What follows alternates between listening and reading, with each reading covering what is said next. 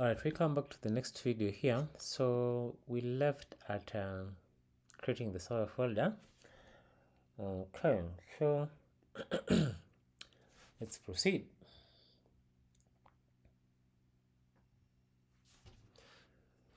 So we're going to import Express.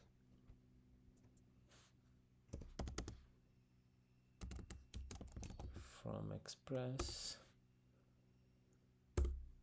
Next is we're going to create some variable here to assist us. I know you're going to you can do them on the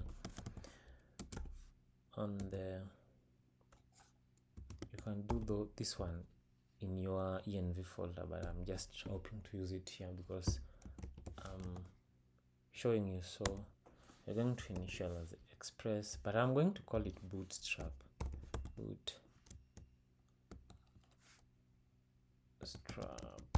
That one. And so I'm going to call my bootstrap to use what does it want to use? I want it to use express.json. So inside the JSON, I want to set something. I want to set the limit, the body limit, to be around 100 1000 kbs is fine. No, let's use that. Okay. All right, so after that, let's close that. Actually, I'm not used to closing, but let me just close.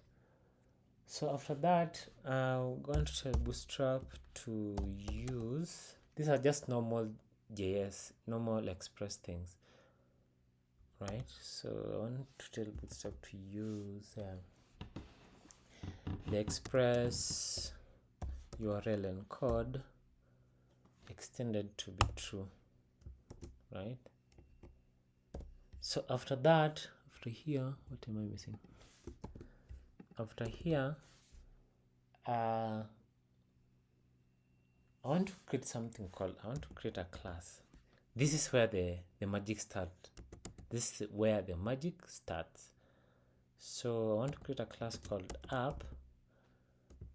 So the app, I want to define a static. It should be called out, but let me just call it app, and I equate it to, I assign it to Bootstrap. I assign Bootstrap to app. So from that, I can now say app.listen, right?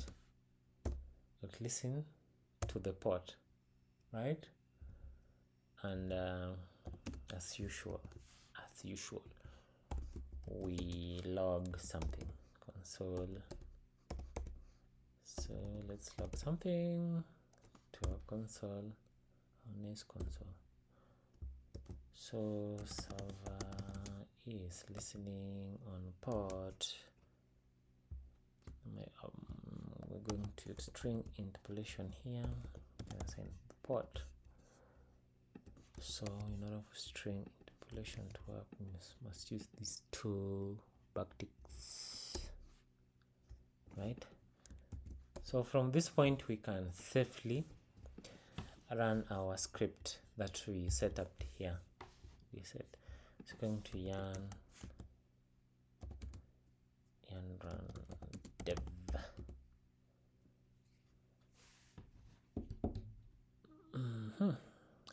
So now that the port is listening, let's start working. So I want us to intercept everything right here. I want us to register. I want us to do something like this, and a decorator called register controller, something like that. And this register controller takes in several list of all your controllers in your application. Let's say user, controller, get it? Login controller, all those controllers. Even if you want have a logout controller, but I'm just saying, of course those are two, I'm just saying. So that is what I want to achieve. So before we start that, let's create some folders here to assist us. So we're going to create a folder called core. This is where all our nice things are going to live there. The next thing is going to create is middleware. So this middleware will come a little later in the end, but let me just create the folder middleware. The next is utilities. I'll just call it util. Yeah, utils, whatever how you call it. And last but not least, control. So like I said earlier, I want to abstract, if you go here, I want to abstract get, and I also want to abstract request and response, such that when you make a request to let's say this, for instance, at your API endpoint /add,